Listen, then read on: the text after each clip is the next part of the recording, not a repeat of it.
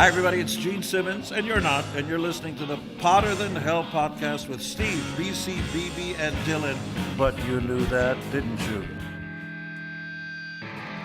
Ladies and gentlemen, welcome to the Potter Than Hell podcast. This is your last stop on the crazy train of hard rock and heavy metal. So sit back, buckle in, and hang on. Here we go.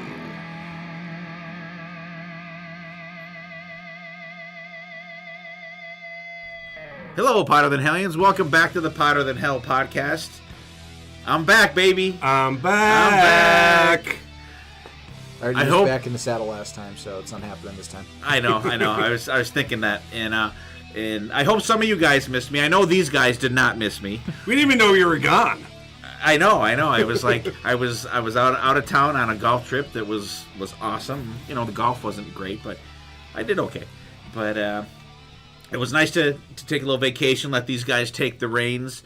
They did a great job on last week's episode, even though I didn't. We're actually recording on the day that it was released, so I didn't get a chance to listen to the whole episode. I'm about halfway through. I like what I heard so far, and one part I discussed with Dylan. It was nice of him to trash my fucking Slash album before he even got a chance to talk about his. Hey, I said it was a good album and my favorite Slash album. I know. But I don't know how it came out, but I like it was fun to listen to so far. So I don't know how the picks came out, and I will comment on the outcome next week when we have our episode come out next time. What's up, guys? Oh, BB and Dylan are here as well, by the way. Oh, that's right. Yeah, see, that's right. I was wondering if you were going to do it. I'm like, let's just do something different. Yeah, okay, and I'm joined as always by no BC. I'm sorry. BC. BC, where are you? See, BB said we can't even get the full band back together after one episode. Yeah, BC's got something going on tonight, so he couldn't make it. So I'm joined We'll skip BC's. We're one of the killer bees here tonight, and as always, BB. BB, hey. And on the keyboards, still Dylan. As always. I think Dylan is an awesome keyboard player. He's our best keyboard player in the band. Way better than that other guy that stood in for him. Because I know he had a little complaint that he didn't, really get, big kudos and stuff for his keyboard playing. Yeah, who was that jabroni? But some jackass out there. But Dylan, you do an awesome job. Thank you. I mean, slightly better than me, but you do. You have more experience. I did go to college. I'm gonna say you're about as good as your shirt. Sure, you're pretty good. Yeah. Pretty good. Okay. I know you guys had a ball last week because you skipped all the shit that I usually do, which you had a longer episode too, which is understandable. We knew we were going to take a while talk about the topic. So what have you guys been listening to other than the 1,000 albums you guys had to listen to for last week's episode? Yeah. I'll start. Besides those albums, and there were a lot of them, but they were all really good. So that was a plus at least. I've been listening to Dream Theater's new album, Distance Over Time. It is so good. It is such a good album, front to back, all rockin' songs. They don't lose your attention. They've definitely learned from, okay, we can't do the astonishing length. We need to cut it down a bit. Yeah. Give the people a break. And it's a really good album. It almost harkens back to Images and Words in a way, for me at least, sound wise. A little more simpler, but good, still complex. And I went all the way back to the catalog in 1982, I believe this is from, the band Talus. They've kind of reunited up around Buffalo and did a couple shows. And like Steve said, Billy Sheehan is one of his first bands that he started with. And the album is called Sink Your Teeth Into That. What a fantastic album. Is that a new album? No, that's old. Oh, it's an older one? It's an older one, yeah. Sink Your Teeth Into That, it's called. I think there's like 10 songs on there. Shy Boy's on there.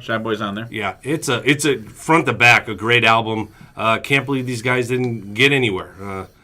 The vocalist, and I didn't write his name down. I'm not 100% sure his name. Fantastic vocalist. They sound amazing. Yeah, I haven't heard that album in probably 25 years, easily. Yeah, easily. It's not on Apple. So I used to have it on cassette. Oof. And it's funny because I looked it up on eBay to try to find the LP. There's a couple out there, not many. Yeah, because I actually had, when I got that on cassette, it was after Billy was in David Lee Roth's band because I was reading an article and it said, he was in Tallis, and that's how you kind of, you didn't have the internet. You went back through magazines and they would interview someone in a new band. They'd say about the old band. And then so I was like, ooh, Tallis. And I had heard of them before. Right. And so I was able to find a cassette of that. And it was good. And then I was like, hey, Shy Boys, wow, that's, you're thinking it's a whole new, song on an album, but it was actually a cover from Billy Sheehan's band. Yeah. And it's great. Like I said, front to back, fantastic songs. Definitely give it a listen. Cool. I actually had a great week. I listened to a ton of shit. I made a big long playlist, much to the chagrin of my father that had to listen to it while I drove all the way to Myrtle Beach and back. But just a ton of different stuff.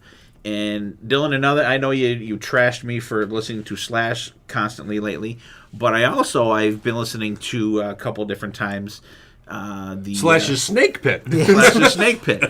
And Serial killer. yeah. No, but I was listening to them also. But Velvet Revolver 2, you get in the trailer. I was listening to that, yeah. The big four of the Slash. Or the second one is Liberté is kind of hard to get into a little bit, the second Velvet Revolver album. But no, I've been listening to the that Dead Girls Academy album, Alchemy. That's a good album. Actually listened to that after I got out of work today. And I was actually, last night I threw on a little vinyl and I was listening to a little Steve Miller Band's Greatest Hits. Wow. A little more mellower stuff, 70s and stuff. So good stuff out there. Yeah, that's a great album. Yeah, and Dylan, about the Dream Theater album, I've listened to that probably 10 times. I could, as you know, I'm not a massive Dream Theater fan. I'm not really familiar with a ton of stuff. I've seen them a few times. But this album is great. I like it. It's just like a hard rock album. It's not a epic, crazy 8 million time changes in the song and everything like that. It's just a good. Do you think it's a metal album? Yeah, I do too. It teeters. Yeah, teeters for me. like progressive, like heavy progressive metal. I like it though. I really like it. The playing on it is great. There's not too much crazy playing on it, and I think that's what really attracted me to this album. The first time I heard it, I was like, wow, I really like it, because I don't like some of the. I do like long songs, but if there's 10 different time changes in it, it kind of gets a little bit muddled for me. But so you guys check out that stuff out there. Be like BB, got that old shovel out. He dug into the deep stuff and dug up some Tallis out of the ground. And Dylan's listening to Dream Theater. I've got a bunch of stuff going, a little Steve Miller Band. Does the name Phil Naro sound right for the lead singer of Tallis? That could be it. Because that's what came up for me looking. That does sound I could be wrong though. Yeah, so I mean that's a lot of cool stuff out there. There's a lot of great albums out. A lot of great albums coming out. The new Burning Rain should be out very soon, and I'm definitely looking forward to that one. And right now, Dylan, BB, yes, I'm going to declare a state of emergency on the Potter Than Hell podcast and for the rock community in general.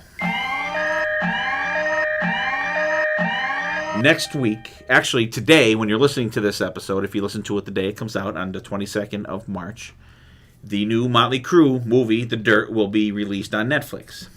However, today, we're recording on the 15th of March, Motley Crue released the monstrosity cover that they call Like a Virgin from Madonna. Madonna. Not McDonald's. I wish McDonald did it. It's fucking terrible. It is. Oh my god.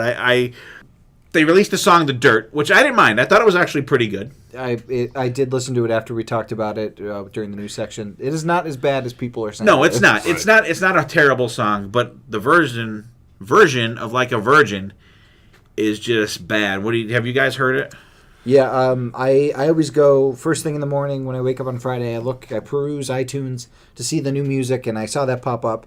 And like I said in a previous episode, Madonna is awesome. Like, her music is great. And Like a Virgin is a classic song, and also a classic album. So I was really excited that Motley Crue was going to be doing the song. And I put it on, and the instrumentals don't remind me of Like a Virgin at all at the beginning. And it only starts sounding like it when Vince starts screeching the lyrics. And even then, I had through the bleeding in my ears from Vince trying to stay up in that range the entire time, it was rough. It was very rough. Yeah, I read the article today on Blabbermouth, and Nicky Sticks got the idea when he was walking his dogs. So the only thing I could think of after I listened to the song and then read the article, his dogs were probably taking a big, humongous dump. And he wanted to replicate that. And he wanted to replicate the big turd that the dogs left on the sidewalk, and that's what that song, to me, the dog's came. turd looked like Madonna. Or maybe And he it was, wanted to do one of the songs from it. maybe it was a Son of Sam situation where the dogs were talking to Let him. me tell you, well, that if that dog was talking to it, it'd be talking out of its ass. between releasing this song and Nicky Sticks keeps saying that Kiss is ripping off Motley Crue, he should go back on drugs, because I think he was at least more sane when he was on drugs than he wasn't, because he's just talking out of his ass the last month.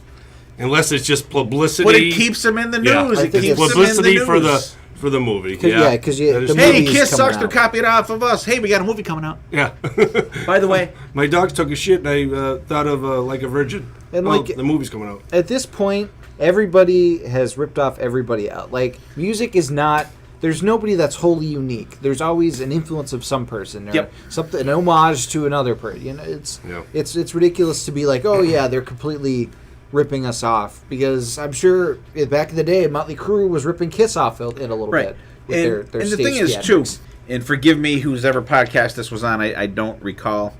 A lot of these companies that design these tours and these stages are the same companies that are used by a bunch of bands. It's very true. Yeah. Like, like it could be the same. Say it's the guy that produces the TSO shows. They have the big risers and the big things that come out to the crowd. I mean, Kiss had the risers and stuff in the 70s. Yeah. So, like Dylan said, there's nothing really totally original out there. It's hard to break something down who did something first, but it's just everyone's spin on it. Yeah. Well, did you hear Eric Singer's going to be doing a drum roller coaster for his, All right. his solo? Oh, boy. Good. All right, well, that's copying. Yeah, so I mean it's out there, and we're going to see Kiss when you guys listen to this next week. Is it the next week? Yeah, it is the next week. So we're looking forward to that. BB's not going to it, and we got a couple shows coming up. We just got tickets the last couple days to Ace Frehley. I purchased mine. BB won his on the radio. Cheap bastard. So there's some cool shows coming up this summer, and like UFO's playing, Ace is playing. Nita Strauss. We're going to see Nita Strauss and Paul Gilbert down in Ardmore, Pennsylvania, in June, and we got VIPs for that. So we're going to meet Nita and talk with her and get her to sign some stuff. And Well, you everything. were already talking with her a little bit on Twitter. Yeah, she retweeted my post, and Answer your question about the drummer, too. yeah, how about that? That's amazing. Her boyfriend, the drummer, is going to be there too. So, Josh something. dashed BB's hopes for picking her up. Damn it! I'm hoping BC doesn't get a ticket either. Because Cut down the competition a little yeah, bit. exactly. So there's a ton of tours out there this summer. Alice Cooper just Speaking of Nita. speaking of Nita, Yeah. just released some shows that he's playing this summer. So there's a ton of bands out there. Ozzy, I guess, is feeling better after his health scare. Well, that's good. And it's said he's back to his regular routine. And they haven't canceled any of the summer shows yet. So there's still hope if you have tickets for any of the Ozzy shows in the summer leg of this No More Tours Tours to- 2. Hopefully he Electric will be Tour back on the goes. road with those. And so get out there, you guys, support live music. Go out and see a local band. If you see a local band playing, go check them out. There's a lot of cool shit out there. And every band that you're going, to an arena to see, to a theater to see, they all started out in a club somewhere. Not everyone I don't think anybody ever started out in an arena. No. So get out there, see those bands, support music, buy your music. That's my little rant I don't even know. That's not even really a rant. So, all right, let's get into the episode here a little bit, guys. We're doing something that we like to do every now and then, something that talk about shit that we hate. And so we kind of group. I think it was kind of a group thing, don't you think? We kind of, or was it you, BB? I don't know, or was it you, Dylan? We'll call it a group thing. Okay, Group thing, yeah. Group thing. So this week we're picking 5 songs from 5 artists that we all love, but songs from them that we absolutely hate. However, out of the 5 songs that we each pick, we each have to pick 2 songs from an artist of everyone else's that we think a song sucks worse than the one that they picked. Yes. Yep. So it was That's it was it. fun, and it was a little little ears bleeding at times, like, oh my God, like, because I even listened to my own songs that I didn't like, and I'm like, I'm right. I hate that fucking song. So, all right, BB, what do you want to do? 2 each? It doesn't Or matter. one? Well, let's do one. Yeah, All right, let's do one. Go ahead, BB. What do you got We first? could talk about them. All right. The first one I pick is from the Ozman, Ozzy Osbourne. Hopefully you're not mean enough that he'll be back in the sick bed and we'll be able to tour. No, not at all. But he would be, if he was sick, he would be under the covers. Oh, that was good. All right, thank you. But yeah, this song comes off the head-scratching album of the Undercover album. The song is called Mississippi Queen. And for some odd reason, Ozzy did a whole album of covers, and I don't think Ozzy is the greatest person to be actually doing covers. You know, it's almost ear-deafening that he tries to sing these songs on this album, because it's all the songs on it is horrid. It's almost, you can just throw a dart at this album and pick a song. Pick a song that you hate. And it's bad. The song I picked was Mississippi Queen. The mountain classic. Yes. And let me tell you, I should have maybe did a little bit more research, but whoever plays guitar on this album, it seems like he's a step behind the original. I have who it is pulled up, and you're going to be really It's shocked. probably not good. It's probably definitely not Zakk Wylde. No, it's not. It's Jerry Cantrell. Really? Yeah, and actually Leslie West does the solo on Mississippi Queen, the original mountain guitarist. Wow. But it's Jerry Cantrell. Yeah. Huh. But man, I swear he's off a beat. There's something wrong with even the opening riff is slow. I can't put my finger on it. It's a half a beat, a full beat slower than the actual song itself. And then you have Ozzy trying to sing Mississippi Queen, which really doesn't fit either. So that's my first song from someone I love but can't stand it. Yeah, it's definitely a bad song for Ozzy to cover. A lot of the song choices on that album were very strange to me. Right. And actually, one of the songs that I picked that I thought was worse was from this album. But I'll talk about that once we come back around, because but Mississippi Queen, it's just such a slog, and it doesn't have the energy of the original version. Right. Yeah, that is a terrible cover of that song. It is. If you want to hear a good cover of that song, listen to the Wasp version. I don't think I've ever heard that. The Wasp cover of that is yeah. fucking excellent. Oh my it's God, really, yeah. really good. However, BB, I have a suckier song for you. An actual Ozzy song. I'm a little surprised you picked the cover. It's a bad song. It is. Oh, absolutely. I picked Tonight from Diary of a Madman. That song, I want to run out into fucking... I want to run in front of a train when I hear that fucking song. It's just terrible. Tonight. Oh, God, just kill me. I fucking hate it. As soon as I saw Ozzy, and I even read the name of the song, I'm like, oh, if he's not picking Tonight, that's going to be my song that I picked. I fucking hate that song. Oh my God. That's one of the songs that... And I've said it before, a lot of times if you don't like a song and you listen to it on vinyl, you'll just let it play if you're playing on vinyl, because you don't want to. You want to be a lazy fucker and get up. You don't want to get up and flip the needle to the next song. But that's one song that I get up and I skip on the needle on vinyl. Wow. Do you want me to say my song? Oh, you have it. I do have one for this one. Yeah, for Ozzy. All right, we're knocking them out of the park now. No, it's on Undercover as well. I thought "Sunshine of Your Love" was worse by Cream. That's the reason why I say that is because that song actually had potential to be good by Ozzy. You could have made that like a Black Sabbath dirge of a Very song. dark, and like, yeah. It has that riff. I think he tried to stay true to this, too true to the songs. That's what I think too. And like the background vocals are really weird. Yeah. It's like they're trying to do like Beatles psychedelic era background vocals, and it doesn't work. And it's just like, yeah, the first 30 seconds of that song is like, oh, it's like, not bad. yes. And then it just then he opens his mouth and it just goes downhill from there. like it could have been a really cool Sabbath spun version of the song. I can picture didn't. it. I've never listened to that whole album. I only listened to this It's- song because does he do that Stone song? Which one? What songs are on that? I have the list right here. It is Rocky Mountain Way by Joe Walsh. Better cover of that, Godsmack. Godsmack. In My Life by the Beatles. That's a terrible song for him to cover. Mississippi Queen. Go Now by Bessie Banks. I have not heard I that. don't know what the fuck that is. Woman by John Lennon. Not a good song for her to cover. 21st Century Schizoid Man from King Crimson. It's a good song, but he doesn't do it well. All the Young Dudes by Mott the Hoople, which really breaks my heart because that's a good song. Better version of it, Tesla. True. Also, Bowie co-wrote that song, by the way.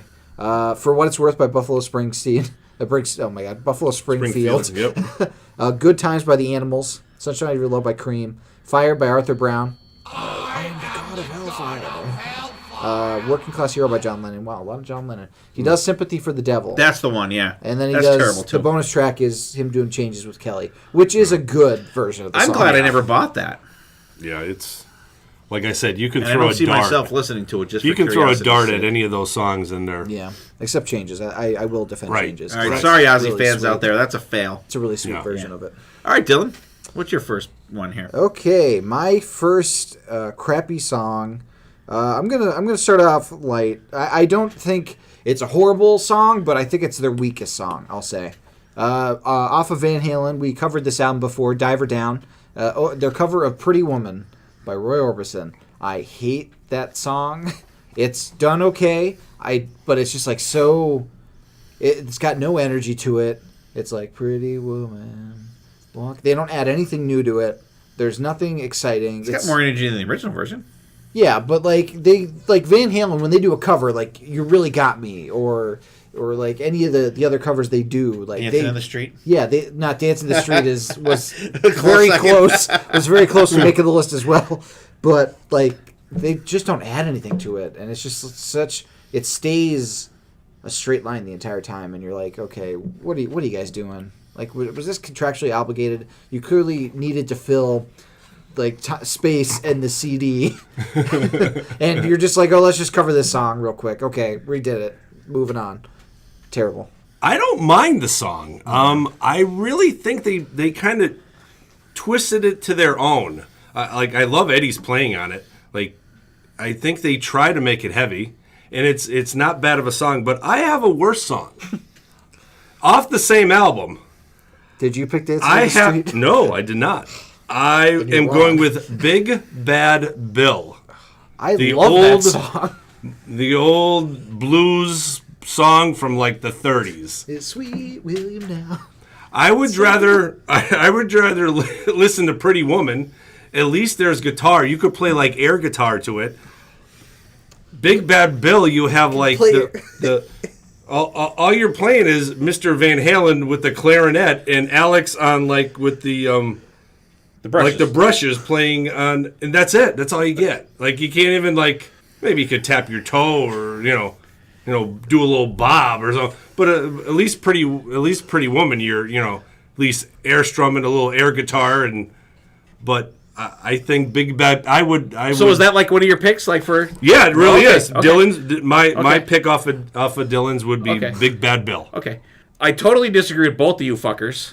Yeah, because that's a good song. No, I love Big Bad Bill. That's so You fun. have Alex, Eddie, and his dad playing on it. That's great. You have the whole. It's like a fucking family jamboree playing. You can tell It's that a Dave cool is, song. I Dave like is that. really I liking fucking it. like He's that getting song. into it. And Pretty Woman, I don't hate it. I don't think it's the worst Van Halen song. I mean, look at all the fucking turds they put out with fucking Sammy Hagar.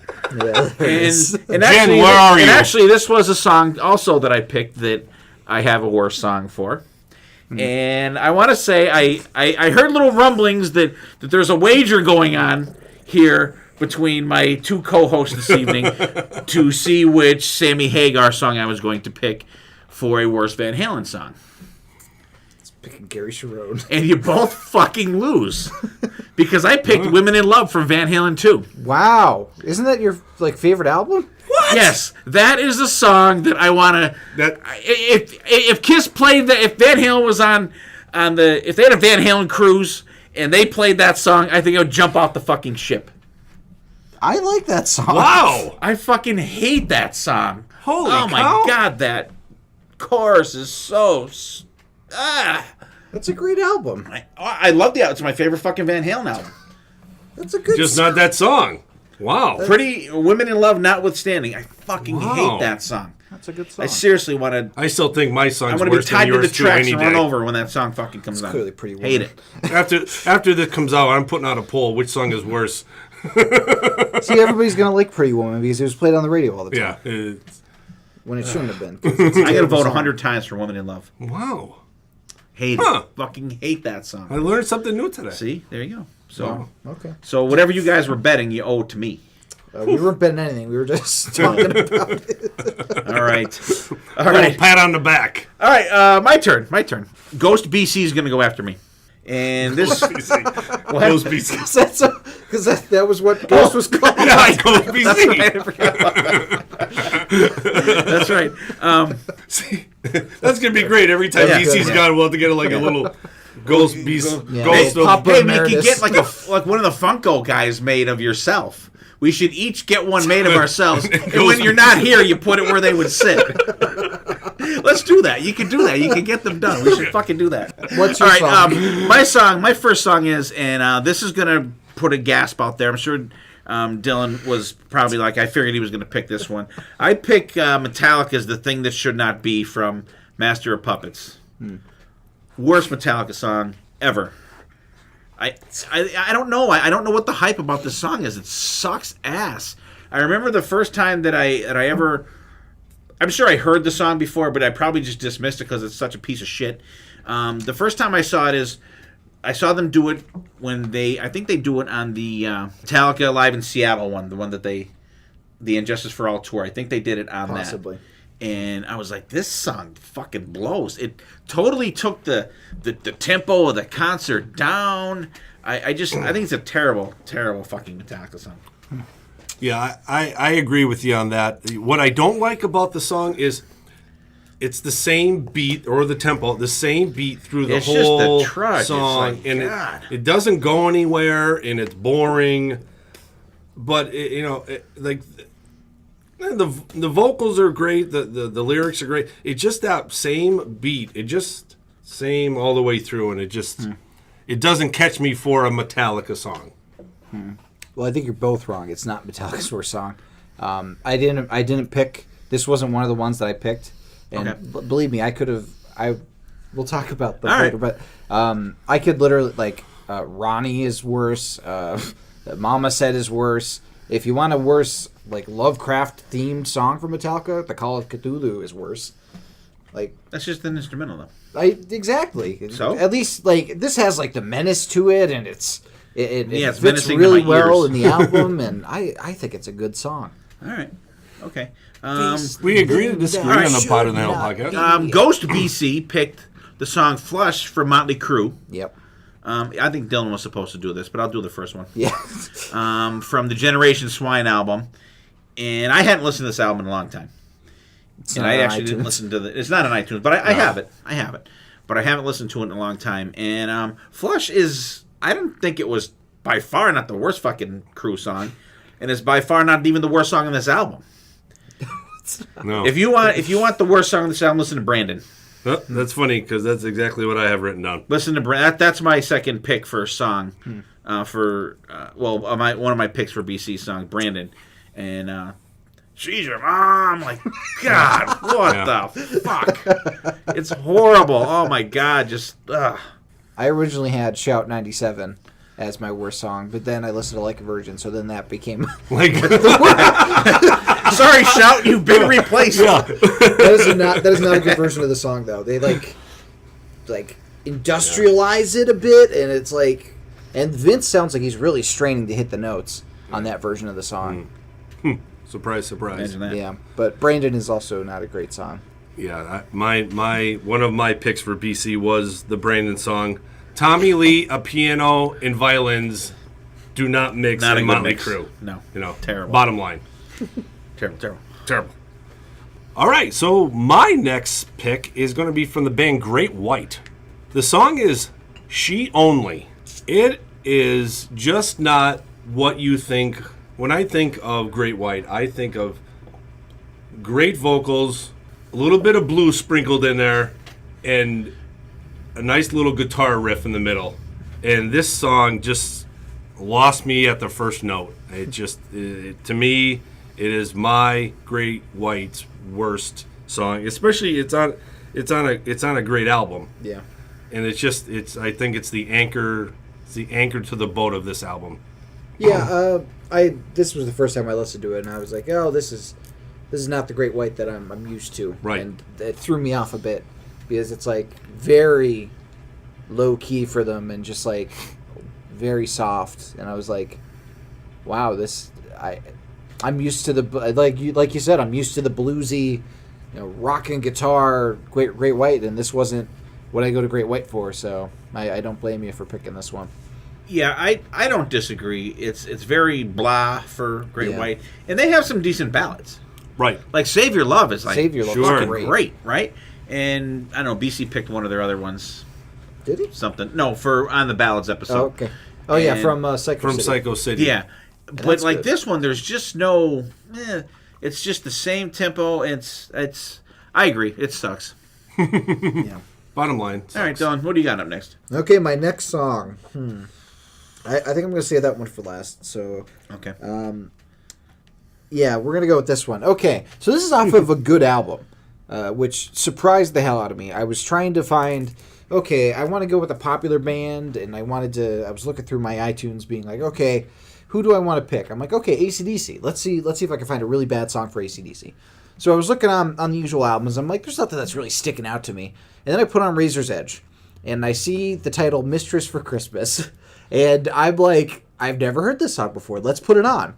So you put it on, and you hear Brian Johnson go, jingle bells, jingle all the way. And I'm like, I think I found my song. So the thing that I don't like about the song, besides the fact that it has nothing to do with fucking Christmas until he says, I got a mistress for Christmas, and like that beginning part, that's it. The rest of the song is just like him lusting after a woman with really weird lyrics. Yeah. But the instrumentals as well were really not good for AC/DC. Like it was very low key the entire time, and it feels like it's building up to something, and then the chorus is just like, it's like it was like a you're holding in like a sneeze is coming, and then the sneeze doesn't come, and you're like, ugh. And the song is just really shitty for a good album. I have to agree with Dylan. When he picked that, I'm like, yeah, that song just sucks. and I was thinking back because I saw AC/DC on that tour. I'm thinking, I'm so glad they didn't do that fucking live. Yeah, because it sucks. It's funny because the local radio station plays that at Christmas time. Like, yeah, all right. I don't mind it because it's one of those. It's funny, It kind of goes with. But you're glad you only AC/DC's. hear it once a year. True. But I have another song that I do not like from AC/DC. Wow. It is Off the Fly on the Wall. The song is Danger. Danger. It's in the same boat as the thing that shouldn't be from Metallica. Boof, boof, boof, boof, boof, boof. I could play drums on this song. It's like the Rowers on the on they Ben should. Hur. That's what they should do, according to the beat. It's the same beat. I think it changes like a little bit during the solo, and it goes back to the dink, dink, dink, dink, dink, and it's just That's a bland song. very bland for Set the click AC/DC. track on 10. And like you, I kind of. I'm gonna have to listen to that one again. I haven't heard that in a while. Yeah, That's a it good kinda album. went through- Fly on the Wall, fucking fantastic, great album. Yeah. fantastic album. That is definitely. That's like the Crapper. last song, isn't it? Is that the last song on there? It's towards like the end. 7 or 8. Oh, is it? It's back there. I'm gonna have to listen But to that one it's again. definitely the clinker of that album. Yeah, All right. Is it my turn? it is your turn. Oh, it is my turn. Okay. This is gonna be no surprise to anybody that I picked this song. From the very No first. Surprise is a good Aerosmith song. From the very. That is a great song. From the my very first Kiss album that I heard, Destroyer. Of course, it's gonna be Beth. Hate that song. Sucks. I wish. I know Kiss is doing it on the End of the Road tour. I wish they would do it in the middle of the set so I can go and take a piss in the middle of the set, not at the end of the set. And it's just terrible. It's just like so fucking stupid. It is. It sucks. It's Tell us how another. you really feel. It's another get off your ass and move the needle to the next fucking. So get off your ass and come down here. Yeah. Hate it. Yeah. As I and you have been Kiss fans forever, I think it's just one of those songs that have been just jammed in our ears, and and you kind of brought light to. I wanted to say something about this, that they're doing it on their current tour now. When I first saw did they open up in Toronto? No, they opened up in Vancouver. I watched the whole show. Somebody videotaped it on YouTube. I was watching it too. I watched about halfway, about 3/4 of the way through. So the piano comes in, Eric comes down, and he sings. But while he sings, he doesn't look down. When he stops singing, he looks down, and I swear to God, he's not even fucking playing the piano. He may not. And Probably not. it makes the song like even worse to like a fan, and you're like, are you kidding me? But I would rather see them do it how they did it on the last tour, with the band Acoustically, playing and he's like kind of walking around. right. But if you notice, when they do it on this tour, at the end of the song, Gene, Tommy, and Paul come out and they stand around the piano, just exactly like they fucking did on the Paul Lynde special back in 1976 when they did that. Yes. And that makes it even more fucking Worse. stupid for me. Right. Beth is absolutely overplayed and overhyped. I will give you that. I think you're blinded by your nostalgic hate for it. No, I Because still hate it as much. There is a Kiss song that is worse than Beth, objectively. It is still a Peter Criss song, so you were in the right ballpark. The whole It's, solo Finally album. to you. it's Finally Found My Way off of Psycho Circus. That song is absolute garbage. That is horrible. It It's terrible, We could but it's- hide away. We could hide. Like, come on. Like, he sings much better on But Beth. that's not even a real Kiss album. The orchestration is much better on Beth. This song is I just can't do it. I garbage. just can't do it. I He have finally to found say, his way to the I have to the say, young dumpster. Padawan, you do have a good point there. You do have a Thank you. good point. Yeah. I I think I for just the think older I fans, think Beth just sucks a little more. Okay. Well, All right. I just thought I would mention All right. that Okay. one. Dylan, you can be Ghost BC on this one. Okay. BC's Why don't we rotate Ghost BC? You Okay. can be Ghost BC next week. okay, you got BC's it. next pick is from Black and Blue. I'll Be There For You. And the sin of this song is that it's not the song by the Rembrandts. That is the theme song for the show Friends. No, but honestly, yeah. honestly, I like this song. Was I alone in that? I didn't think it was that bad. I hate that one too.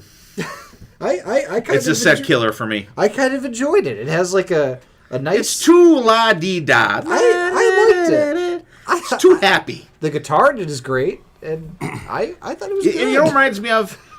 The fucking Brady Bunch song, Sunshine Day. That's what it fucking reminds me of. It just reminds me of that. I enjoyed it. I had a fun time with it. This is what I thought of it. Go out to anybody on the street, a casual rock and roll fan, and you ask them, "Do you know Black and Blue?" Probably 90% of them are going to say no. Mm-hmm. I see this song as being their song, as trying to get radio play. Okay. As in a way.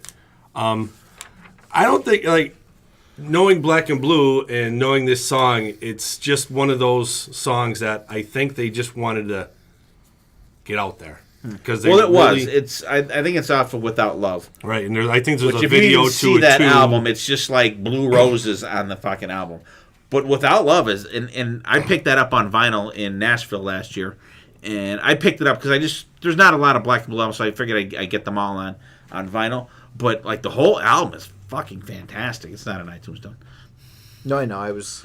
But Just checking something. I don't like the song either. I could see what, like BB said, I could see what they were going for. See, I'm not as familiar with Black and Blue, so And, maybe if I knew their discography, I would be disappointed Yeah. in it. All right. Okay. BB. Fair enough. All right. My next pick, I went with a band that Steve and I, and probably Dylan as well, have seen oodles of times on the M3 concert tour that they have in Maryland. The band Kix. Fantastic band. Fantastic band. They are one of those bands that it seemed like they're always the opener. They were never the headliner, but they're always the headliner at M3, which I've seen them kind of headline. gets. Did you? Okay. I just didn't. Not think a they big were- place. right? But it's just one of those bands that you don't think that would fill the whole arena. They never kind of got out what they should be. But great band, great songs. But the song "Don't Close Your Eyes" has just been, it was always their hit, and it was always on the radio. And if you listen to their catalog's amazing. And then this song is their gem in the rough, and it's rough to listen to, at least for me. Yeah, it's very just not Kicks. Yeah, it's like when I think of Kicks, I think of like high energy, like right, ready it's to almost rock. even the vocals are different. Yeah, like you listen to like old stuff like Cold Shower, it doesn't even sound it's like the same singer. I did have a worse song though, in my opinion. For Shame, don't like that song at all.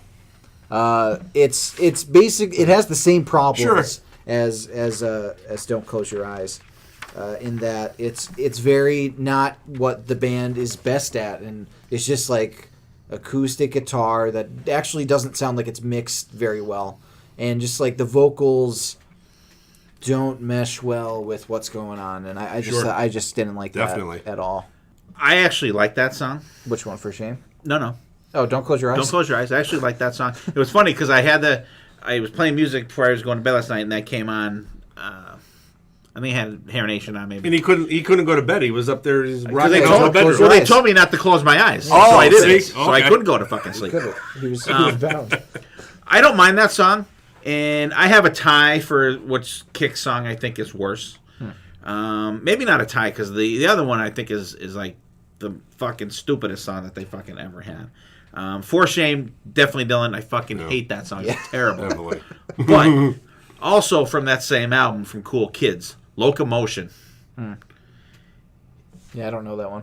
Da, da, da, da, da. It has this stupid saxophone. It is the most ridiculous. Listen to this. It's fucking terrible. Yeah. It's horrible. And I want to say they did this live when I saw them. First time I saw Kicks was they opened up for Ace Frehley in like 83, before Ace even revealed himself to the public, like without makeup. I saw him at the West Side Theater. Kicks opened up, and it was for the Cool Kids tour. And I want to say they did the song, and it was fucking terrible then, and it's horrible now. And For Shame, like that Cool Kids album is great. Actually, I just picked that up a couple weeks ago on vinyl, but it's oh my god, those two songs are just fucking terrible. Well, hey, at least we agreed on one of the Terrible. True. Terrible. That doesn't happen often. No. All right, Dylan, what do you got next? I think I'm going to go with the most recent song that's on my list. This was on the album before this one that just came out. It's a band that we've talked about quite a bit on the show. We've seen quite a bit, and they've always disappointed me because they never played the song that I want them to play live. And like last time, of course they did when I didn't go. But You could have went. I did see this song live, unfortunately. I actually believe it might have been the debut of the song. It was the debut of the song. It was at M3. The band is Tesla. It's off the album Simplicity, which actually the album title is in this song. It's the song MP3. There's one thing that I really hate in music, and it's a preachy song. This song is very preachy, and I don't like that because it's like, oh yeah, I want to go back to the phonograph, and we gotta get back to simplicity. Kids are losing their minds with these MP3s, and I'm like, you never listen to a phonograph, dude. Go away. It's a record player. It's a completely different thing, and like it's just and even the instrumentals aren't really great in it. It's just very like drudgy and like it almost sounds a little bit like when the levee breaks a little bit, but even slower tempoed, and I don't know, and I just it's not a good song. I love Tesla, but Yeah, I love Tesla too, and I'm not a fan of the song. Because I remember when we saw them do this song, we were all kind of just looking at each other going like, I hope the whole fucking album is not like this. It's not. The album is very good. But I agree, Dylan, once again. Well, two in a row. It's not good. I don't like it. I think it's terrible. It was funny because Night Ranger also debuted a live song, High Road. And it was fantastic. That was much better. Oh, yeah. Fuck yeah. Yeah. And it's funny because I didn't understand what you didn't like about it. I'm like, all right, well, It is, now that you say it's preachy, yeah, it's preachy. Like, I didn't think it was bad, but that was one of my notes. I'm like, you didn't like the lyrics? You know, the lyrics are just... But, see, I didn't think it was that bad of a Tesla song. So do you have a worse Tesla song? I do not. I do not. Okay. That's all right.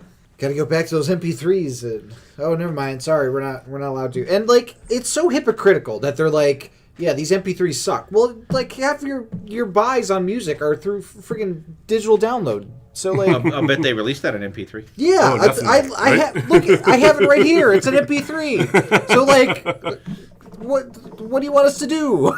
Come on, man. Jesus. All right, Ghost BC. No, it's your turn. Oh, is it my turn again? Yeah. Sure. Oh, all right. Well, I'll go. If you don't mind. I really took some of these to heart, like bands that I really love, and a song that I hate. And I picked Iron Maiden. Can I Play with Madness? I've always hated this song. I think it's, I don't know. I hate the chorus. I like the time change in it, but it still doesn't move me to not hate this song. That's all I gotta say. Wow. That's all I got to say about that. Well, you know, Can I Play with Madness has a little spot in my heart because this was the first time I ever heard Iron Maiden, and I think it's a great song. Well, you saw the video, right? I saw the video. But the curious thing about that video is you see Iron Maiden for about 3 fucking seconds And the little TV screen, Yeah. right. And that was actually, I think, from the Aces High video, I want to say. Oh, right. But not even seeing the band, not even watching them, caught my ear. But, Time change. Mr. Wright, you are definitely not right on this one. Because there is definitely a worse song out there in Iron Maiden land than Can I Play with Madness. And that song is The Angel and the Gambler. Oh my God, you were wrong. No fucking way. They say the chorus 22 times and it rips off The Who's Baba O'Reilly. And don't tell me that doesn't suck.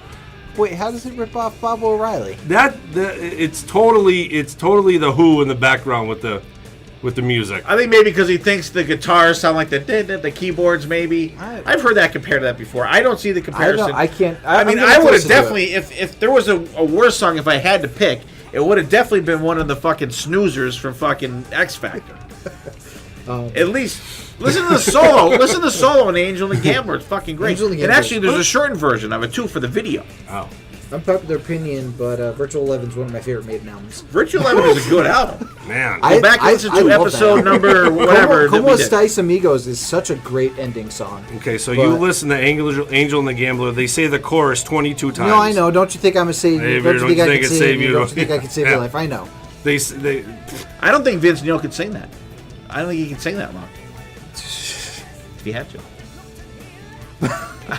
Why I don't- why are you talking about Vince I Neil? know. I just say I don't see the Vince I Neil don't band follow covering the the song. I don't follow the trend.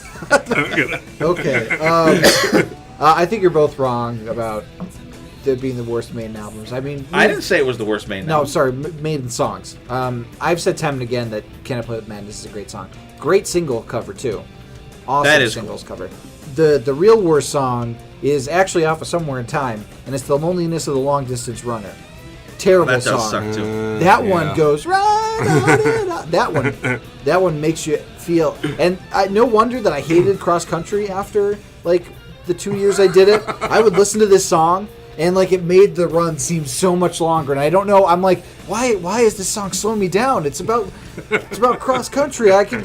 And it's just like it's not good. I mean, the rest of the album's great, but that song is such a drag.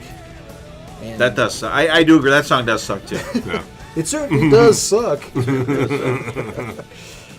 Okay, Ghost BC. All right, Ghost BC's next pick is Warrant. In the End. There's nothing. Yeah, let me tell From you. the Belly to Belly album. Bracket. There's nothing. The vocals are just god awful, horrible. It seems like the timing and the music is off completely. This was the wannabe grunge album Yeah. from Warrant. Yeah, and it just doesn't fit This and Warrant's Ultraphobia too. whatsoever. Yeah, I'm not a fan of the song. It was not good. Yeah. Not great, Bob. Good pick, BC. Good, bad pick, BC. Yeah. Ghost BC. Ghost BC. All right. Can you hear All right. that? BB. Yeah, or we can go into our Or- hidden gems. All right. Welcome back to Hidden Gems. They don't have to be necessarily hidden. They could just be a gem. Since you guys so meanly crushed it last week and then Cruelly. cruelly crushed it last week. That's the new word. Yeah, I guess. Let's do it this week. Okay. Let's start with Dylan. Okay, my hidden gem is going to be a song from Queen that some people might not have heard. It was written for the movie Highlander, released as a single for that movie, and it appeared on, I believe, A Kind of Magic for a studio release. It's called Princes of the Universe. It's a really heavy song for Queen. The guitar work on it is fantastic. Freddie Mercury sounds phenomenal. His performance in it is some of his best vocal work he's done. It's a really good underrated Queen song that I think should get more attention than it does. I was listening to like a mix of Queen and that song popped up and I'm like, holy shit, how have I never heard this song before? I mean, it came later in their career, 86, but it's an awesome song. Great instrumental work from the band, and Freddie Mercury, you can't beat him. You familiar with that? I am. It's actually, you hit the nail right on the head. It is very heavy for a Queen song. Yeah. It's Oh, yeah? fantastic, yeah. It's good. I have to check it. That one I'm not familiar with. That one. Check it out, Righty. That's why it's a hidden gem, buddy. I know. That's why we do this. See, it gives everybody, even, you can be surprised occasionally. What do you got, BB? I'm going to go far west. Go West, young man. We're going to go far, far west. To over in Japan. How about EZO? With the song House of a Thousand Pleasures. The album is co-produced by Gene Simmons. Released in 1987. Song is fantastic. The song was never released as a single, which I don't know why. So it must have been a B-side, because it seems like that's the song. When I hear EZO, that's the song I think of. The songs they released from this album is Here It Comes and Flashback Heart Attack. So I don't know if this is a B-side of one of those songs. But House of a Thousand Pleasures. I wish BC was here, because I think the other day I drove by his house. He has a sign over his house, a House of a Thousand Pleasures. So, Maybe they wrote it for him. For him, yeah. Maybe, you know what? I think it's over. Right? Oh, maybe. BC, there it is. See, that's where he is now. He's Skyping with the guys from EZO and right Loudness. Easy come, easy out. That's a really good song. That one I do know. Oops, I wrote E2O. EZO. Are you my- auto-correcting? that's my fucking Is good your handwriting penmanship. auto-correcting too? It's terrible. Terrible. But I do know that one. That is a good one. EZO, cool, really cool band. I remember that was one of the bands that Gene produced. And my pick this week is, and it's weird, and I blame Dylan, because I've been listening to like some of the newer stuff, like I just said earlier in the episode, the Dead Girls Academy, and this band kind of reminded me of them. Their band called While She Sleeps, and their band, I guess they started about 2006. They have 4 albums out. The first one came out in 2012, but my jam for the week is going to be their new album. Came out this year. It's called So What, and I said before, the band is While She Sleeps, and it's just a rockin' album. I mean, it's like I guess they're considered metalcore, I guess. Yeah, it's very much metal. But there's some screaming in there, but it's like that's great metalcore. riffs, great like grinding stuff in it. Really good. So check that out if you liked anything like the Ice Nine Kills or Dead Girls Academy. If you like kind of stuff like that, kind of maybe a little bit of Bullet for My Valentine-ish kind of vibe, Trivium a little bit. So check those guys out. I saw the album cover and it looked pretty cool, so I checked it out about 2 weeks ago. I think it came out, and I enjoyed it. I've listened to it a couple times, and they have a really cool thing that they did a video on. I think Kerrang put it out. There's like them playing like in a little corner of a club, and like there's like 50 people fucking jammed in there, and they're just like right up against the people, and they are fucking rock. The crowd's rocking out. It's really, really cool. So check them out. I will post it. It's like maybe maybe a little half an hour show that like a Kerrang special kind of thing, and they're like really jammed in this little fucking tiny area, and they fucking rock. So check them out. So check out EZO, House of a Thousand Pleasures from BB, or get on to BC's house. You can probably get the same thing. And we got Princes of the Universe from Dylan, from Queen, from the Innuendo album. No, Kind of Magic. Kind of Magic album. I was almost listening. Kind of magic. So check them out. Like I said, we do the gems for a reason. Hopefully you guys will check out something new or something that you could kind of rediscover. Maybe if you heard of like EZO or something like that before, or the Queen song. Because I know, I'm not a Queen expert, but that song did not even ring a bell with me. I will check it out. So let's go back into it. Let's reverse the polarity on this episode. We'll go backwards. So we're gonna go with Ghost BC. We'll go Ghost BC. BC. Okay. I mean, I think it's your turn to announce the Ghost BC song. Why don't you go first, Ghost BC? Okay. So I don't have to go twice in a row. So his next song is everybody's favorite guitarist from Vinnie Vincent and Invasion. It's a little bit of Ecstasy. Yeah, it's not a good song. From Bunny's Vincent. the bunny. Bunny's Vincent. Is that how it auto-corrected? Yeah, when we were doing our picks over text message, and BC sends ecstasy, and it says Bunny's Vincent. And I'm like, Bunny's Vincent Invasion. I'm like, Who the fuck is Bunny's there's a little Vincent? autocorrect for you. So He has an autocorrect. So Bunny's Vincent doing Ecstasy. I'll go first on this one. I don't disagree. It's terrible. It's like so like lovey-dovey. Yeah, no bueno. Not good. It's I don't necessarily like Vinnie Vincent Invasion to begin with, and this is not getting me excited to continue listening to them. Although it's on the second album, it's on All Systems Go, which is clearly an inferior album to the first Vinnie Vincent Invasion. Yeah. album. First one's amazing. Second one... There's some good stuff on it. The second one comes in second. It does. It Right. does. It comes in last. I like to prefer it coming in last than second. It's the first loser. How about that? Yeah. First loser. I don't know. I'm a fan. I'm a Vinnie Vincent fan. I know it starts kind of slow and kind of draggy, but it does get came. I think the guitar work on it's really, really good. And it's fucking Vinnie Vincent. Even though he's a douchebag, Go ahead. fucking Go Vinnie ahead. Vincent. Vinnie Vincent. So you got to at least on a BC pick, because BC's not here to do it himself. Yeah. Okay, so it'll be me. My next pick. Yep. Where do you leave off? This song, like, to me, is like nails on the chalkboard when I hear it. The Final Countdown from Europe.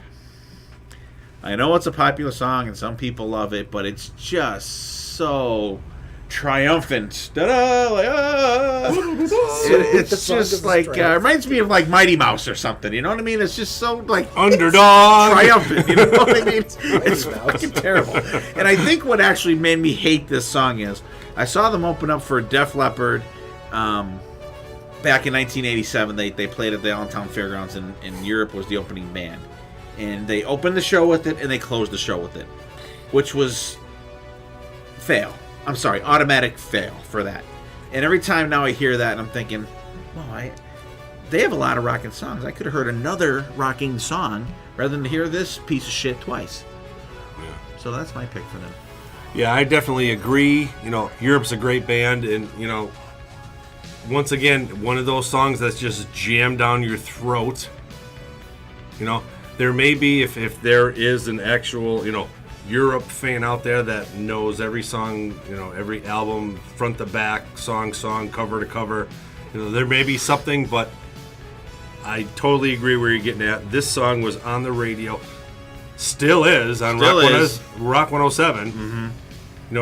They can't play Blondes and Black Cars or anything else. They have to play this song and just jam it down your throat. Their programmers never heard that fucking song before. And it's just, I totally agree with you. I totally get you. And great pick.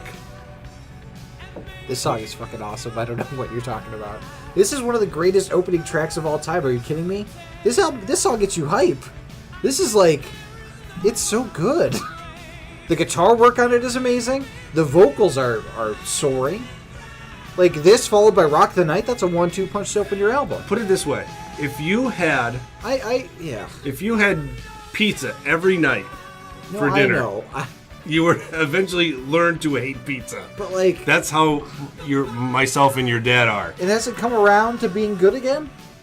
No, because I just have like, why do it twice? Like, why? Alice Cooper did Schools Out twice. And I hate that too. No, I don't hate that any disagree less. with. I don't think you should take it out on the song. That was the band's choice. But I'm just, I don't know. Maybe it's just I'm so sick of it. This album's great. But like, I love the rockin'. They had a ton of rockin' stuff. But like in the.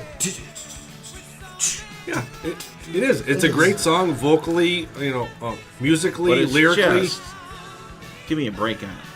Plus, it's Joe Bluth's opening song for his Back in the music day, act. it was like Who? On Arrested Development, Will Arnett's character. He uses Final Countdown. That's his Did he just say magic Joe act. Blue? Is that his entrance music? No, Job Bluth. Oh, Joe Bluth. Joe Blues. It's also like Joe Yeah. Blue. Okay, that's mine. Dylan. Yes. So here's a song that actually is not good. Another song that I saw live actually just recently on this last tour with them. It's off of Angel of Retribution from Judas Priest, and it's the song Angel. This is not what I go to Priest for. I go to Priest for rockin', hard, heavy songs, awesome guitar work, soaring vocals. This is not the song for that. It is very mellow. It doesn't really go anywhere. It stays mellow the entire time. You think that it would like build to this amazing epic solo, but it really doesn't. There's a bit of a tiny uplift at the end, but then the song ends, and you're just like, okay, well, that was a waste of 3 minutes. And I thought it was a poor choice for them to play live. And actually, I think the second leg of the tour they didn't play it, right? I believe. Well, yeah, they didn't play the second time we saw. Yeah, the first time it was just like it slowed the set right down, and it was a dead halt, and yeah, I don't like the song. Yeah, definitely one tempoed song. It doesn't fit Judas Priest's catalog, but if it wasn't a Judas Priest song, it wouldn't be that bad. But Yeah. I totally agree with you. It's But like, it is and it is. It's flatline. It's just like a flatline song that you don't expect a Judas Priest song to be, and Yeah. I totally agree why you picked it. And this was the first album with Rob Halford back, so I you know. think that they would. Great comeback album, which is something else we should have thought about. I remember we saw that, BB and I. We were up in the front row for that show. It was fucking awesome. And I remember just when they come out with that, and I'm like, is this Angel? Like, if you're going to play something like that, play like Beyond the Realms of Death. That's a good one. Or, something like that. But I was like, why Angel? Why Angel? Like, was he trying to show his range, or I don't know. It's Rob Halford. He's got fucking range. Yeah. But I mean, if you're pick a song, pick any song out there. You can do Deal with the Devil, Worth Fighting For, Wheels of Fire, Demonizer. You could have did any of those songs from that album. Like, why fucking pick that song? It was definitely a buzzkill in that set. Yeah. And I'm glad they dropped it. Mm-hmm. And it was terrible. I remember that getting done. Me and BB were looking at it like, why the fuck did they do that? Like, Yeah, I looked over at BC. I'm like, that was the. I don't go to see Judas Priest to see a fucking ballad. No. I don't. And I hated the same thing when they used to do a little acoustic set. They used to do fucking Diamonds and Rust acoustically. It was fucking terrible. They used to do that when Ripper Owens was in the band. I was thinking, why? You're Judas Priest. You don't need a song to bring down the fucking tempo. You need to just keep that train fucking chugging along. Yeah. Don't, But I mean, like I said before, even if you do Beyond the Realms of Death, that's a great song that kicks in with some actual nice build and some nice cool meaning to it. But like Angel's just like, Yeah. sucked ass. Terrible. Good pick, Dylan. Very good pick. Good bad pick, Dylan. All right, BB, what do you got up next for us? All right, my next pick will be off a band I've been slowly getting into, and this band is called Quiet Riot. I was always one of those guys that hated Quiet Riot because Come On Feel the Noise was one of those songs that's just on the radio all the time when I was younger. It seemed like every time I turned on the radio, it was on. It's still on the radio around here at a local hard rock or classic rock radio station, and it's still jammed down your throat in my eyes But the because solo still kicks ass. Solo's great. musically, it's great. It's just, for me, it was so jammed down your throat. It kind of turned me off to the band. So recently, I've been kind of slowly diving back into their catalog. So recently, it was the anniversary of Mental Health, and I don't remember. Like last week or something. Yeah, it was very close. So is it 25 years? Maybe it's got to be at least. There's got to be more than Came that. out in It's gotta be 83, right? 82, 83. 35 years. It would probably be 35. Oof. Okay. But once I got through Come On Feel the Noise, the closer on this album is Thunderbird. It reminds me of Elton John. So you have a Quiet Riot song, which you have a pretty good catalog of songs on that album, and you close with this piano version of wannabe Elton John called Thunderbird. Disgusting. I think they still do it live, I want to say. It's on the new. Yeah, they still the do it new live. Live in Milan. It's a tribute song to Randy Rhoads, who was the original guitar player in Quiet Riot. Yes. However, I was never a fan of the song, so that was one that I didn't dispute. That's definitely a Quiet Riot piss song, Yeah. regardless if it's Kevin Dubrow singing it, Jizzy Pearl singing it, or James Durbin singing it, or one of the other 18 fucking singers that they've had in the last 20 years singing it. It's just, I don't know.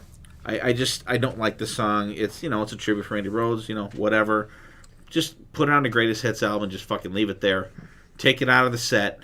I think what I think would be great for them to do is a tribute to Randy Rhoads. Bust out one of the kick-ass songs from the Quiet Riot albums that came out before Mental Health with Randy Rhoads there. Get someone to really get Alex Grossi. Maybe you can shock a little fucking life to him on stage and play a ripping song that they, and there's a ton of great songs that Quiet Riot had before Mental Health came out, and I don't think they've ever done any of them. Anything deeper than that. Yeah. Right. So do that as a tribute to Randy Rhoads, other than this piece of crap Thunderbird. Okay, so the chorus is cheesy as hell. It's one of the cheesiest choruses I've ever heard. But I will say, once I thought of the song like it's a Queen song from the soundtrack of Flash Gordon, I really like the song. If you put it in the context of even Kevin Dubrow's vocals sound Freddie Mercury-ish at times in this song. If you were to move it onto the Flash Gordon soundtrack, it would be perfect. It's not great for the album it's on, and I can absolutely understand why you think it's a terrible song. The guitar solo is great in it, though, in my opinion. I think it's cool. I usually don't get that far. The chorus is really cheesy, but I think it works if you were to transplant it into the Flash Gordon soundtrack. So BB, get the Flash Gordon thing, do a playlist, and then just insert that song somewhere and see if it works. Then I may like it. I think the cheese works for that album. It doesn't work for Mental Health. Yeah, and I think that's the only bump in the road on that album, because Come On Feel the Noise, It is what it is, and that was a song that Kevin Dubrow didn't even want to fucking sing. Yeah. That was a song that he did not even want to fucking sing. Feel it. But I think that's a valid pick, especially for that album. It totally just it doesn't work. turn the Especially punch as bowl it being on. in the closer too. It's just It doesn't work for the album it's on. Yeah, definitely. Absolutely. All right, Ghost BC is next. Yeah. Do you want me to do them again? Okay. Is it your turn? Oh, did you do that? I did it, but I can do it again if you want. Go ahead. Okay, so hey. this one is off of Porno Graffiti, the second Extreme album. It's Song for Love. Who wants to start on this one? I'll start on this one. This song is so bad that I can't even fucking remember what it is. I remember when we saw Extreme do the whole Porno Graffiti album, and I remember when this song came on, I'm like, what the fuck song is this? And then I looked at Setlist FM a couple days later. I'm like, what the fuck song is this again? What is this song? It's a Song for Love. And I'm like, is this even on the fucking album? Come on, a little love. It's a song on the album that I skipped every fucking time I heard it. So I agree. I couldn't even hum the tune in my fucking head. I will take more than words over that any fucking day. And I hate that one too. Yeah. I didn't mind it personally. I don't know. I don't know. It's a skipper for me. I had a worse song off of their third album, Three Sides to Every Story. 7 Sundays. That song is fucking terrible. Do you guys know that one? I'm not familiar. I might have heard that album I'm- once all the way through. I'm and not just kind of big on Extremes. I didn't know Extreme had an album past. The first album was Phoebe. fucking great. Yeah, the first album's great. Like, Kid Eagle. yeah, but 7 Sundays is a really bad song. It's bad. I can't even describe it. It's horrible. I listened to it. I'm like, oh, I found my song. Right. It's just really bad.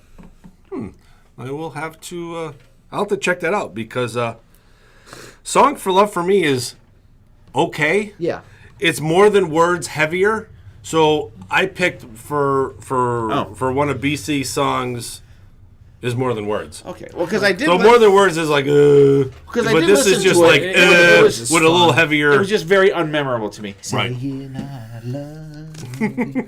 It's all about you don't like that. It's like, I know you love me, but I need you to have sex with me to really show me.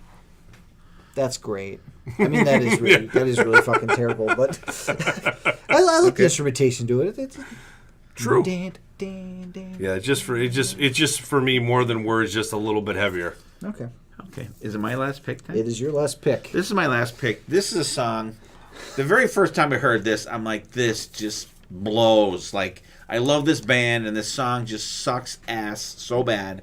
This is definitely a piss song for these guys. Dokken. Dream Warriors. What is that on? Back for the Attack? It's on Back for the Attack, I believe. It's terrible. I think it's fucking horrible. It's my Dokken piss song. I will stand and listen to Alone Again 1,000 times before I want to listen to Dream Warriors once. It's horrible. I think you have a problem with movie tie-in songs because you don't like Doesn't He's help. Back, The Man Behind the Mask either. Well, that's stupid. He's Back, The Man Behind the Mask is fun. And so is Dream Warriors. Dream Warriors. Dream Warriors sucks. is a great song from a great Freddy Krueger Nightmare on Elm Street movie, also called Dream Warriors. I was going to call it this and a couple other songs another word, but I'm not allowed to say it. There's a really good version of the song done actually by the cast of Riverdale, which is like the modern remake of Archie, the Archie comics. I heard that. That's weird. And it's actually pretty. The solo in it is fucking amazing in that version of it. But I don't mind Dream Warriors. It's a fun late '80s song. Like Fucking terrible. It's the perfect song to have on a movie soundtrack. Fail. I don't mind it at all. BB, what do you think? I see where your dad is going, and I see where you're going. It's it's 6 of one, half a dozen the other. Yeah. But I definitely have a worse song for you guys to listen to. It is off their 6th album. It was released in 1997. The album is called Shadow Life. The song is called Convenience Store Messiah. There's maracas and bongos. Oh my God, no. They try to be Alice in Chains Unplugged. I would listen. It addressed the homeless problem. Alice in Chains Unplugged that Unplugged album is phenomenal. Right. So this is where they're going in 1997. They wanted to be that. I don't think I can picture Don Dokken. For Dokken and bongos and maracas, and I would listen to Dream Warriors a million times over Convenience Store Messiah. Maracas can be effective if used, but it sounds like they weren't used well. It's Dokken. Yeah, Maracas. Maracas need to be in like a rocking song. You know what I mean? When this episode is over, I'm going to make you listen to this slow song. I'm sure there was the George Lynch influence from Lynch Mob because there was a lot of maraca action. But not in a slow song. I could just picture Ani Logan just getting the maracas maybe, going. Did And you look Don's at the like, album I need credits? to Maybe use that. he's the guest maraca player on Yeah, it could have been Ani Logan. No, but isn't John Levin on that album though? We cracked the case. I think John Levin plays on that album. Yeah, but I think Don maybe was a little jealous. Maybe he was channeling. He's like, No, no, I Dokken, like what Lynch, George is doing with Pilsen Lynch and Mob. Brown. Lynch is, okay. Production Oh, was Hell done to Pay is John by Levin. Kelly Gray. Nothing. Oh, that's Kelly Gray from Queensrÿche. Yeah, nothing that is just. I'll play, Hell to Pay it was for you. Hell to Pay was. I'll play it Dr. for you at the end of the podcast. Though. Yeah, like it's not great. It's not great. That's like that heavy metal barber, the Hell to Pay. Yeah, Hell to Pay. Yeah. All right, well, that's my final pick. I think it's a good song. Actually, I thought most of your songs were decent songs. Fail. But my last song is absolutely not a decent song. I mean, it's a little obvious. I think making fun of Chinese democracy from Guns N' Roses is almost like beating a dead horse at this point. Funnily enough, though, it got good reviews when it came out from looking at it.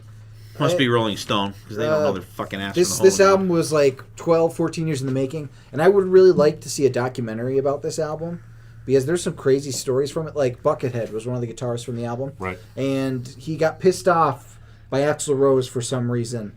And to get Buckethead back, they had to make a chicken coop in the recording studio to like get back in his good graces. And then somebody's dog was in the recording studio one day and shit in the chicken coop. And Buckethead made them keep it there because he liked the smell. But then the smell got so bad that they had to take it out. And like, how much money was... It's the most expensive album ever made, according to some figures. But I had to pick one of the songs from it. There was a lot of choices to go from. I know, BB, you're a fan of the album. But you definitely hit the nail ahead on this one. This song... I listened to it, and I'm like, this is one of the most pretentious songs I've ever listened to in my life. And it's Madagascar. So, one, Axl's vocals in this song are pretty shit. He has this, like, weird vibrato at times that does not work at all. The instrumentation isn't great. It's overproduced. There's too much going on. It starts off with, is it a horn section? And it sounds, like, weird. But those aren't the things that bug me about this song. The things that bug me about this song are towards the end of the album, they start using samples from different speeches. Like they reuse the what cool you hand got move. here is... Yeah. But they also use Dr. Martin Luther King Jr. speeches and like chop them in and put them in. And who does Axl think he is? They like sample them. Yeah, like who does Axl think he is sampling Martin Luther King Jr.? Like, does he think his message is that powerful that he could take this great orator and take his words and just like shove them into this shitty song? Right. Like it's ridiculous. It's almost insulting. Like it's like what the fuck was he thinking? It's a terrible song. It's almost unlistenable. I fucking hated it. Yeah, I do agree. If they got rid of that hip hop or R&B beat in the beginning, Yeah. and then all the stupid sound bites that you mentioned in the middle, it's not bad because you're used to like Axl and his whining voice. But that because it's like the 12th song. yeah, At that the R&B beat in the beginning and the sound bites to just make it like total shit. Yeah. You know, and it's probably the shittiest song on the album, just for that. Well, the thing that surprises me the most about this discussion is to learn that BB is an actual fan of this album. I've said this several times. He's said it quite a bit. Musically, He said it on the musically and I must have vocally. blocked it out. He picked Riyadh and the Bedouins for one of his songs from the Guns N' Roses episode. And he's like, I honestly must Chinese have democracy mentally is- blocked it out.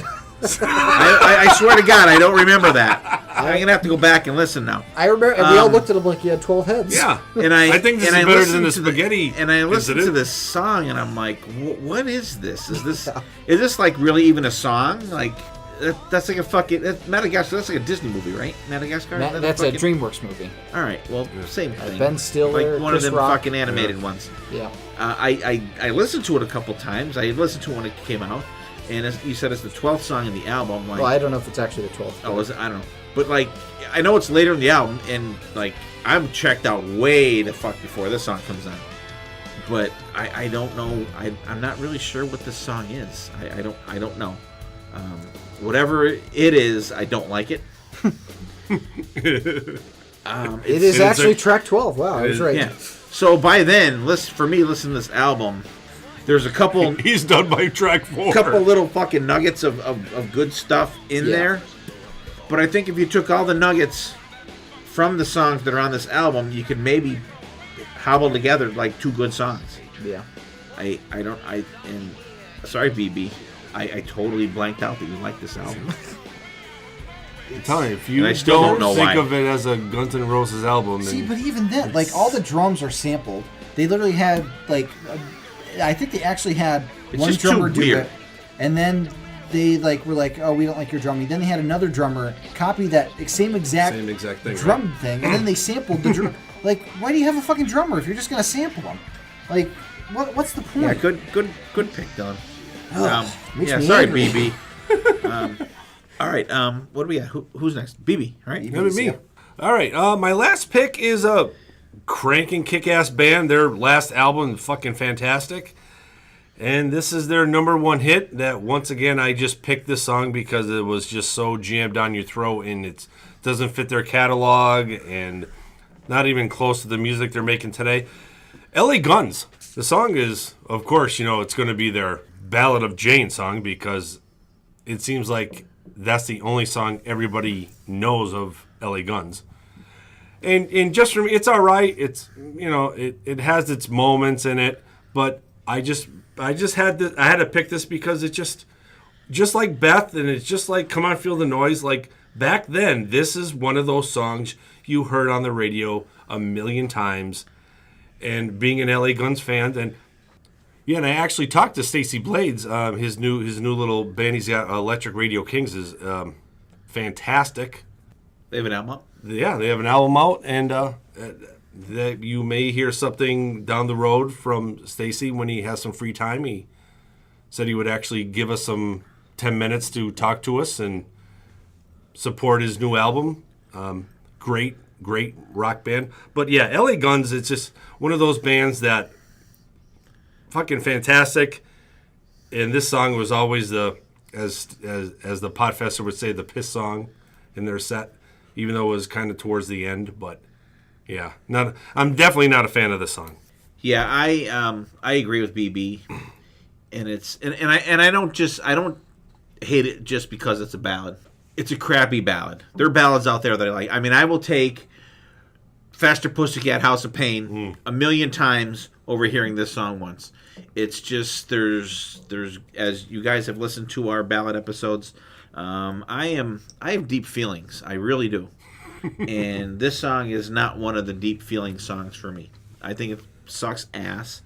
And I love LA Guns. I absolutely love that Tracy Guns and Philip Lewis are back together in the band. And I'm sorry to all the other guys that have been in LA Guns and are in LA Guns right now, up to and including Stephen Riley. I'm sorry. It's the magic of that band is Philip Lewis and Tracy Guns. When I first heard when they got back together, it was like, holy shit. Thank God. It's about time. Bury the hatchet. Just fucking play rock and roll together. But don't play Ballad of Jane.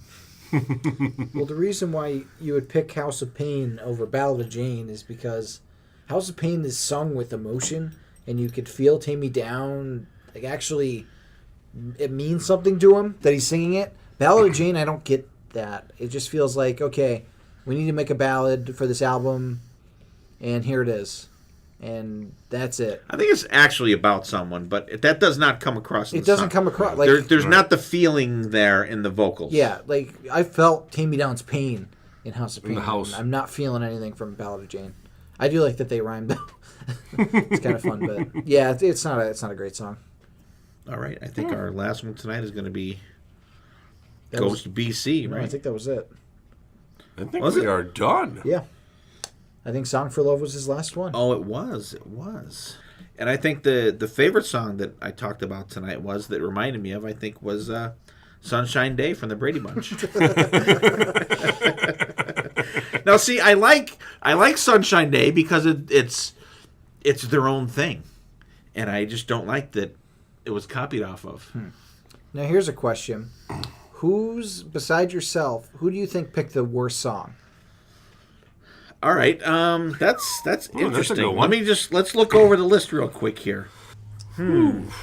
Okay, well, we're looking at these. You guys out there, why don't you guys let us know who picked the worst song, and who picked A song that's good. that is good, that is like the best song out of all the ones that we picked that we're like totally insane for picking. Cough, everything my dad picked.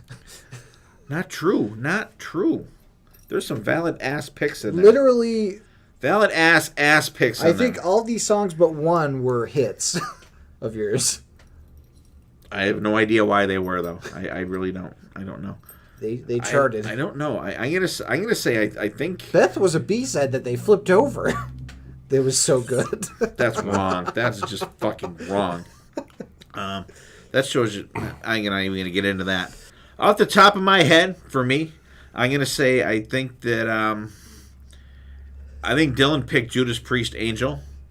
I think that is the most uncharacteristic song for any of the bands that we talked about, and I think that was the most, especially seeing it live, was like, what the fuck are they doing this song for?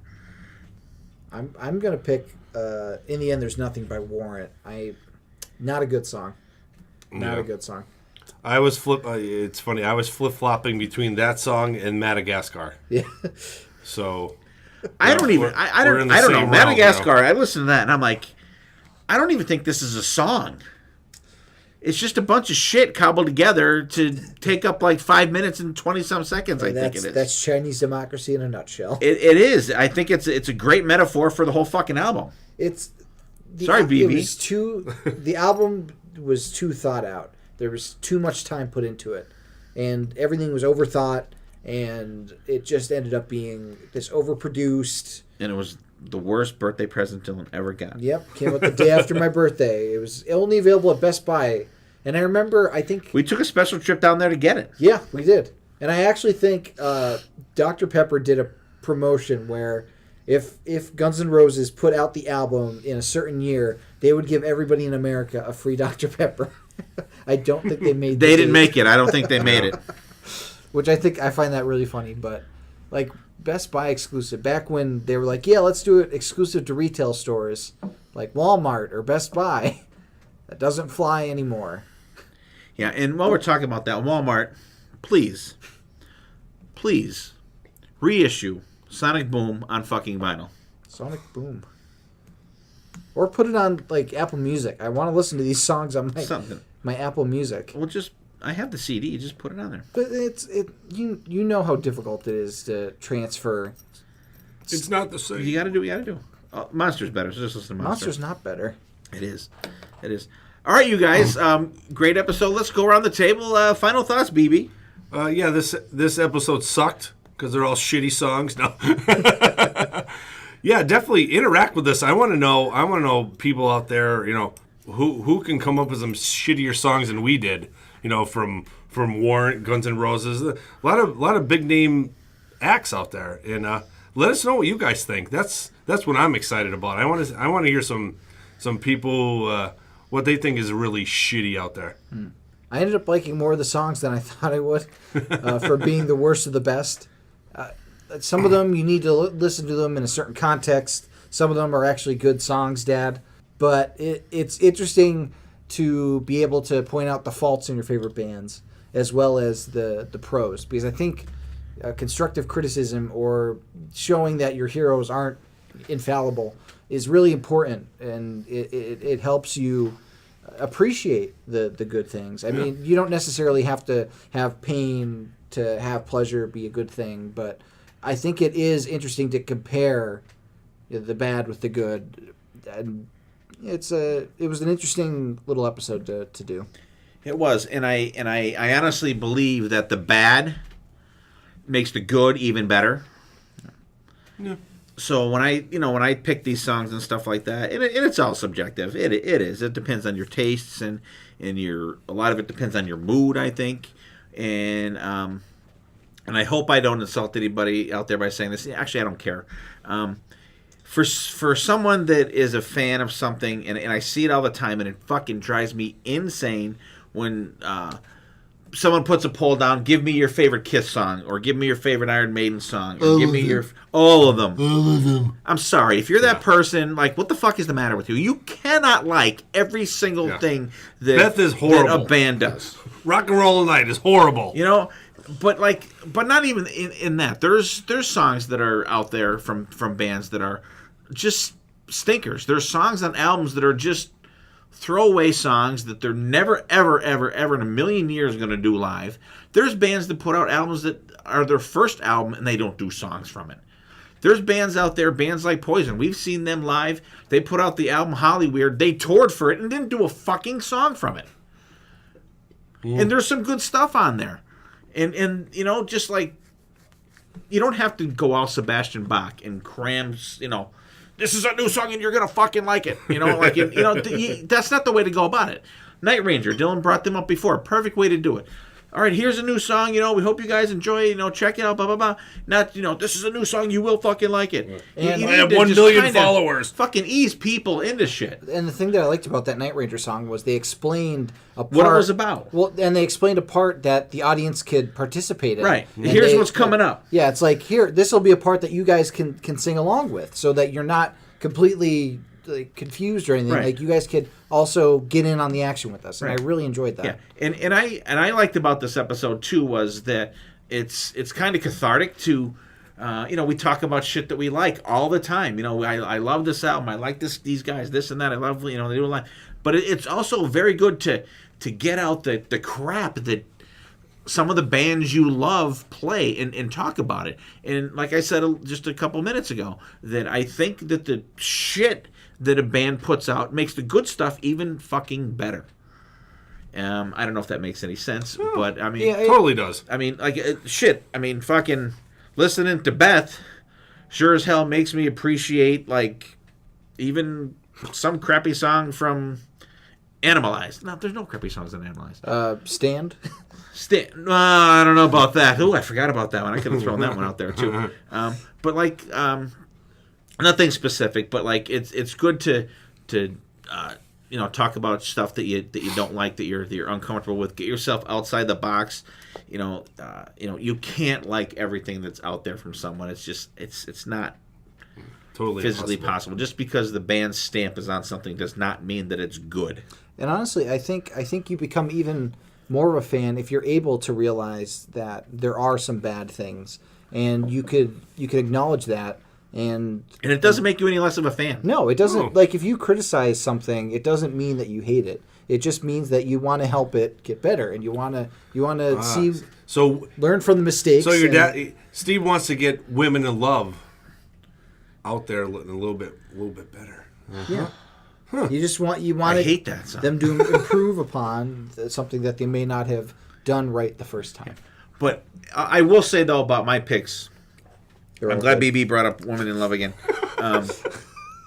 Like All songs great that songs. I talked about All great were songs. hits, but like that song for me, and that was a song that I hated from the get go. And Beth, I hated that from the get go. When I first heard Kiss These, when I first heard, I think he was singing along to Beth when he was. I think he had a Beth T-shirt. 12-year-old. He had a black T-shirt with like white Beth. I used to have on a it. girlfriend in 5th grade named Beth. And you probably tried to learn the song I on did piano. not. I never ever sang the song to her, and that's the truth. But like, there's songs that I hated from the get go, and Beth is one of them. Because listen, when I first heard Kiss Destroyer, I was 8 years old. I didn't know what a fucking hit was. You know what I mean? I didn't know what a hit song was, and you know what songs were playing on the radio and this and that. No idea at all. But that was a song that I came to. I was like, ooh, why is that on there? Like what? Where's the guitars? Where's the chorus? You know, I didn't even know what a chorus was. But like, why isn't there a part in the song where everybody's singing the same part and then it goes back to another guy singing? And that was a song for me that was like, what is this kind of thing? And it's still to this day, you know, kind of stuck with me. So you know, embrace the good stuff, but also embrace the crap because it makes the good stuff even better. That's pretty much what I got. Any other thoughts, fellas, people? No. Hey, like we said, if you guys have any worst songs from the artists we talked about today, please let us know. We would love to listen to some more shit. Yeah. And speaking of which, we will be putting all the shitty songs that we talked about on the Spotify playlist. On a of the shitty week. Spotify playlist. So it might not be as fun to listen to this week, but in case you're interested in hearing if these songs are bad or not, Right, even if it's something to, you haven't heard before. Yeah, Sure. Check it out. because And a lot of the songs we talked about are actually good. Steve, subjectively. Subjectively. it's not subjectively. They charted. Well, there's many misguided They made people money. out there. Misguided people. Yeah. They're in So commercials. guys, like seriously, thanks for listening to us. I want to once again tell these guys, Dylan, BB, and Ghost BC, that from what I heard so far of last week's episode, the March Madness one, that it was really good, and I'm thoroughly enjoying it so far. I can't wait to. Do you have any predictions on from what you've heard so far on what's gonna make it to the end? I don't know. I'm thinking, and not just because it's my album. I'm thinking No More Tears is going to go maybe to the final four. Okay. I'm thinking that. Let me think. What else there was another one that was like. For some reason, I'm thinking Alice in Chains Dirt's going to go final four. Okay. I think Dylan's going to at some point shoot down Kiss Unplugged because it's a live album. I'm thinking that, and other than that, I don't know. But that's my predictions of what I heard so far. I'm about halfway through, so we'll see what comes of that. So you guys, great job, and although I may come back next week and say like, what the fuck, I may. Who knows? So I hope you guys out there enjoy listening to it because like I said, I'm halfway through. I'm really enjoying it, and it's nice to get a break and hear these guys kind of branch out without me, which is excellent. You guys interact with us on Facebook. Check us out. We're on Spotify. We're on Google Play. Pretty much anywhere you can hear a podcast, we're out there. And help us spread the word. If you like our episode, share us. Tell your friends about it. You got rocker friends out there. You want to have a good conversation. And this is how we started the thing. Just like on my front porch, having some beers, just bullshitting about music and stuff like that. And we've been podcasting for years. And now we record it and put it out there for everyone else to hopefully get in on the conversation. So check us out. Share us. Reviews would be very welcome on iTunes or Podchaser is great. That's a great resource for cool podcasts. Thank you guys for listening. We love you guys. Interact with us. We will see you next time, and there will be a next time.